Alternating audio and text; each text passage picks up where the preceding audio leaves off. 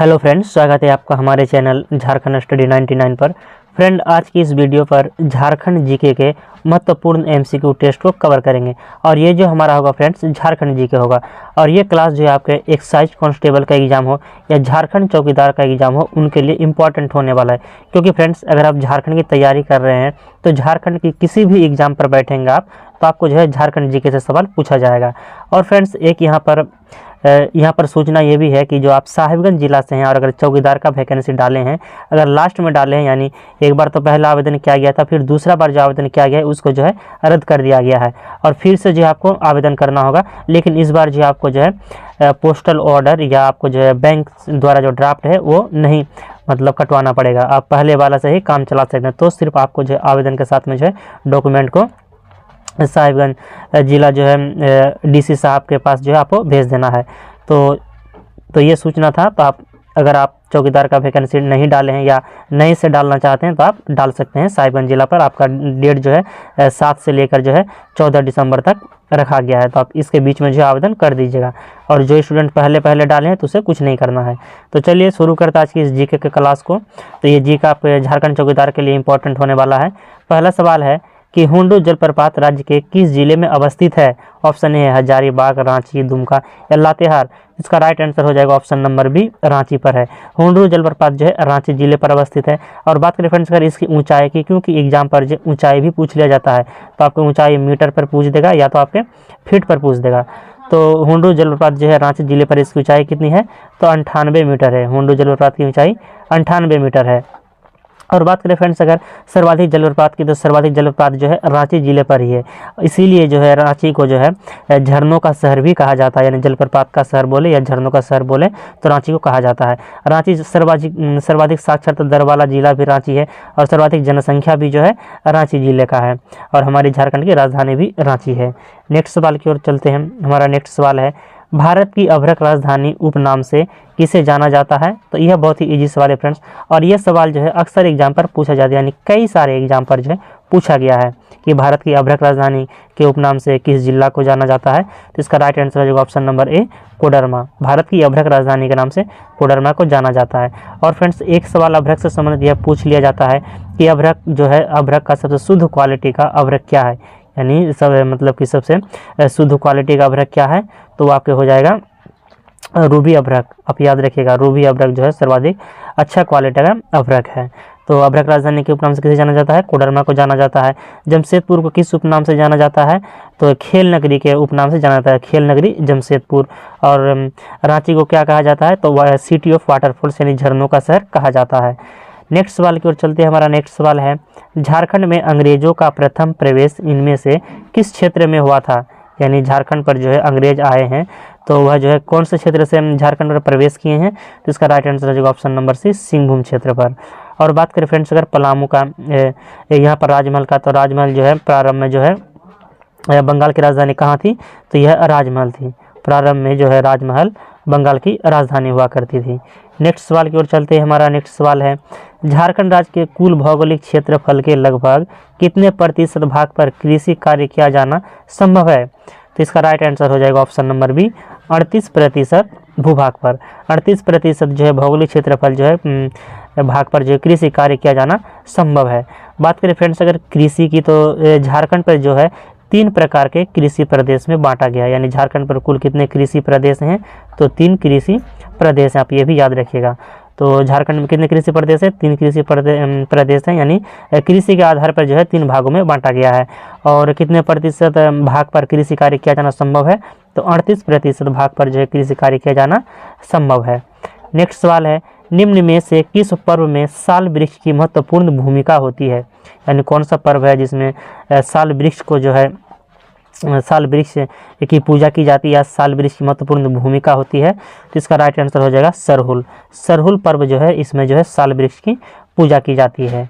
Next सवाल की ओर चलते हैं। हमारा नेक्स्ट सवाल है, भारत छोड़ो आंदोलन के दौरान हजारीबाग के राम नारायण सिंह तथा सुखलाल सिंह को किस तिथि को गिरफ्तार किया गया था? तो आपका हो गया राम नारायण सिंह और सुखलाल सिंह किससे संबंधित है? तो भारत छोड़ो आंदोलन से संबंधित है। और यह कहाँ से संबंधित, यानी किस स्थान से संबंधित है? तो हजारीबाग के थे। राम नारायण सिंह और सुखलाल सिंह हजारीबाग के थे, भारत छोड़ो आंदोलन के नेता थे, जिन्हें जो है कब गिरफ्तार किया गया है, तो 9 अगस्त 1942 को 9 अगस्त 1942 को जो है गिरफ्तार किया गया है। और भारत छोड़ो आंदोलन प्रारंभ कब हुआ था, तो 8 अगस्त 1942 को 8 अगस्त 1942 को भारत छोड़ो आंदोलन प्रारंभ हुआ है। और 9 अगस्त को जो है राम नारायण सिंह और सुखलाल सिंह को गिरफ्तार कर लिया जाता है। अगला सवाल है, निम्न में से किसके नेतृत्व में ढालों ने अंग्रेजों के विरुद्ध ढाल विद्रोह किया था। ढाल विद्रोह किसके विरुद्ध था, तो अंग्रेजों के विरुद्ध था। और किसने किया है, तो ढालों ने किया है। तो इसका राइट आंसर हो जाएगा ऑप्शन नंबर बी, जगन्नाथ ढाल। जगन्नाथ ढाल के नेतृत्व में 1767 से लेकर 1767 से लेकर जो है 77 तक चला, यानी कुल मिलाकर जो है यह 10 वर्ष तक चला है। तो ढाल विद्रोह कब हुआ है, तो 1767 से लेकर 77 तक। और इस पर जो है जगन्नाथ ढाल ने विद्रोह किया था। जगन्नाथ ढाल के नेतृत्व में किसके विरुद्ध था यह विद्रोह, तो अंग्रेजों के विरुद्ध था। ढाल विद्रोह 1767 से 77 के बीच में हुआ है, जगन्नाथ ढाल के नेतृत्व में। नेक्स्ट सवाल है, झारखंड के रामगढ़ में कांग्रेस के एकमात्र अधिवेशन के दौरान निम्न में से किस राष्ट्रीय संस्था का गठन किया गया है। तो इसका राइट आंसर होगा option number A, forward block. Forward block की स्थापना किया गया, जो रामगढ़ पर जो कांग्रेस का अधिवेशन हुआ है। झारखंड में एकमात्र कांग्रेस का अधिवेशन कब हुआ है, तो रामगढ़ पर हुआ है। कब हुआ है, तो फ्रेंड्स यह इजी सवाल है, मैं कई सारे वीडियो पर बता चुका हूं आपको कि झारखंड पर जो है रामगढ़ पर जो है कांग्रेस का अधिवेशन हुआ है, तो कब हुआ है। तो आपको यह कमेंट बॉक्स में इसका जवाब बताना है। देखते हैं आपको यह सवाल का जवाब मालूम है कि नहीं। ये रामगढ़ पर जो कांग्रेस का अधिवेशन हुआ है तो किस तिथि को हुआ है, और उसी वक्त जो है फॉरवर्ड ब्लॉक का स्थापना किया गया है। नेक्स्ट सवाल की ओर चलते हैं। हमारा नेक्स्ट सवाल है, छोटा नागपुर में कोल आदिवासियों का नेता कौन था। यानी जो कोल विद्रोह हुआ था, कोल आदिवासियों का नेता के द्वारा जो है कोल विद्रोह चलाया गया था छोटा नागपुर क्षेत्र में। तो छोटा नागपुर पे कोल आदिवासियों का नेता कौन था, तो बिरसा मुंडा था। कोल विद्रोह के प्रणेता कौन थे, तो बिरसा मुंडा थे।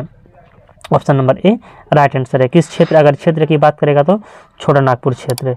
नेक्स्ट सवाल है, नागपुरी भाषा से संबंधित प्रमुख रचना नागवंशावली की रचना किसने की थी।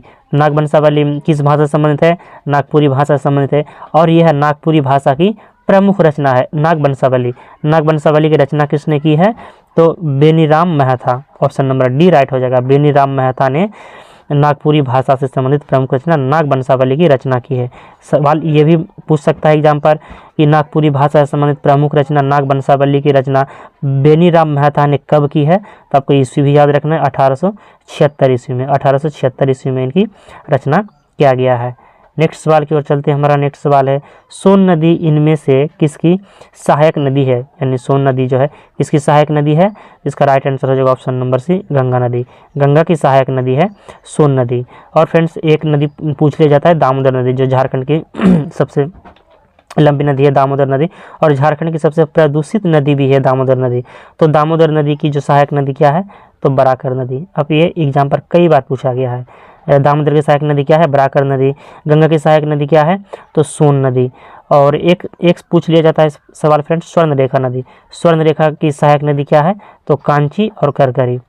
कांची नदी जो है और करकरी नदी यह किसकी सहायक नदी है, तो यह आपकी स्वर्ण रेखा की सहायक नदी है। सोन नदी गंगा की सहायक नदी है, और बराकर नदी जो है आपकी दामोदर नदी की सहायक नदी है। ये तीनों पॉइंट आप याद रखिएगा।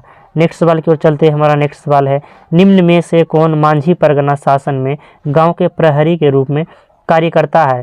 तो लासेर टांगा, चौकीदार, भक्तो प्रजा या मोड़े मांझी। इसका राइट आंसर हो जाएगा ऑप्शन नंबर बी, चौकीदार।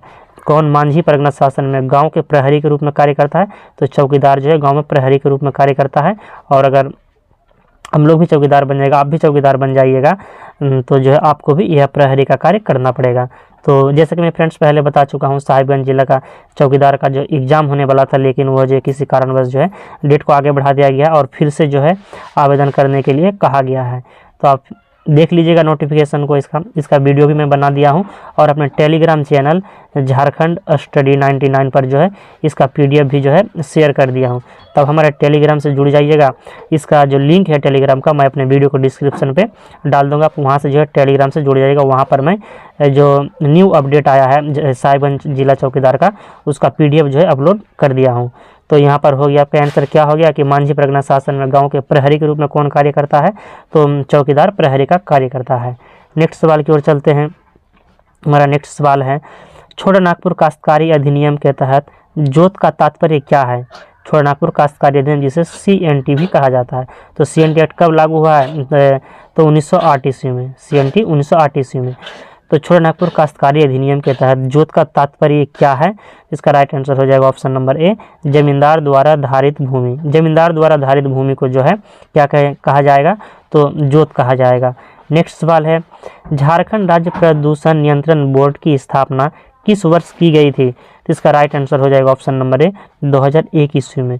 वेरी इंपॉर्टेंट सवाल, क्योंकि यह जो है आपका प्रदूषण नियंत्रण बोर्ड है, झारखंड राज्य से संबंधित प्रदूषण का है, तो यह सवाल जो है बहुत ही इंपॉर्टेंट बन जाता है। तो इसे अच्छी तरह से आप याद रखिएगा कि झारखंड राज्य प्रदूषण नियंत्रण बोर्ड की स्थापना किस वर्ष किया गया है? तो 2001 ईस्वी में किया गया है। नेक्स्ट सवाल की ओर चलते हैं। हमारा नेक्स्ट सवाल है, इनमें से किस विद्रोह को चेरो विद्रोह का पूरक माना जाता है? पहाड़िया विद्रोह को, मुंडा विद्रोह को, भोक्ता विद्रोह को या तमाड़ विद्रोह को? तो इसका राइट आंसर हो जाएगा ऑप्शन नंबर सी, भोक्ता विद्रोह को। पहाड़िया चेरो विद्रोह को जो है भोक्ता विद्रोह का पूरक माना जाता है। किस विद्रोह को चेरो विद्रोह का पूरक माना जाता है? तो भोक्ता विद्रोह को। और ये जो भोक्ता विद्रोह है फ्रेंड्स, किसके नेतृत्व में हुआ है? तो जयनाथ सिंह भोक्ता। आप ये भी याद रखिएगा, जयनाथ सिंह भोक्ता। फ्रेंड्स, वीडियो के साथ साथ जो मैं आपको जो है अतिरिक्त फैक्ट बताता हूँ वो आपके लिए इंपॉर्टेंट होता है, क्योंकि आप एक सवाल से जो है 2, 3, 4 सवाल को भी जो है सीख जाते हैं, क्योंकि उससे संबंधित जितने भी जीके हो संभव हो सकता है मैं बता देता हूँ। तो यहाँ पर हो गया आंसर आपका क्या? भोक्ता विद्रोह। चेरो विद्रोह का पूरा किसे माना जाता है? तो भोक्ता विद्रोह को माना जाता है। और इसके प्रणेता कौन थे? तो जयनाथ सिंह भोक्ता थे। और फ्रेंड्स, ये जो PDF है, आप इसका PDF हमारे टेलीग्राम चैनल झारखंड स्टडी 99 से जुड़कर प्राप्त कर सकते हैं। और वहाँ पर आपको जो है वीडियो से संबंधित जो है आपको क्विज भी प्रारंभ किया जाएगा अब हमारे टेलीग्राम चैनल पर, तो आप उससे जुड़ जाइएगा। और वीडियो देखने के बाद जो आपको क्विज भी मिलेगा, अब वहाँ पर जो है क्विज भी टेस्ट लगा सकते हैं कि आपके सवाल जो है सही होते हैं कि नहीं होते हैं। तो आज की इस वीडियो को यहीं पर समाप्त करते हैं, क्योंकि फ्रेंड्स इस वीडियो पर 15 ही MCQ टेस्ट बनाया गया था। तो 15 सवाल में से आपके कितने सवाल सही हुए आप कमेंट में बताइएगा। और अगर आपको वीडियो पसंद आए तो लाइक ज़रूर कीजिएगा और चैनल पे है तो सब्सक्राइब कीजिएगा। मिलते हैं नेक्स्ट वीडियो को लेकर बहुत जल्द। जय हिंद।